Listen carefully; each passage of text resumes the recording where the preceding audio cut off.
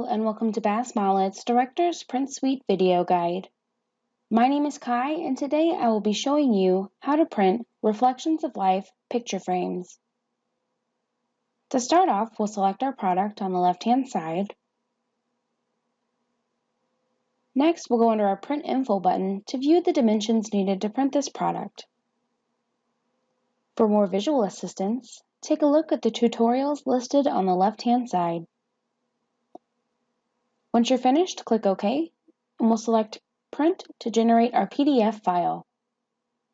If you haven't set your computer to do this automatically, please see our how-to video on the process. Once our PDF file has generated, we'll want to review the document to make sure that everything has generated correctly.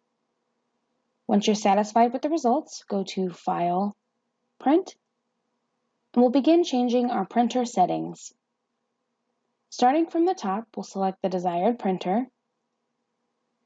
Here, we'll change the number of copies we'd like to print. And we'll make sure that the following options have been selected. Actual size, choose paper source by PDF page size, and landscape. On the right-hand side, we'll want to make sure that the document size and page size match in width and height.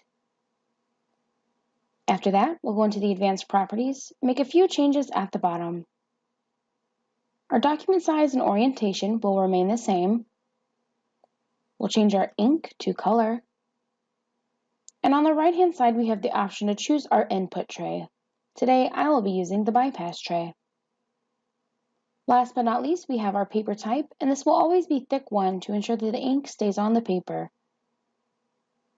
At this point, you can register your current settings by naming your one-click preset here and selecting OK. Once you've done this, an icon will appear above, and by clicking on this icon on future cases, the below settings will import into that. Once you're finished, click OK, and we'll be ready to print. For more helpful tips, please stay tuned for more of our how-to videos.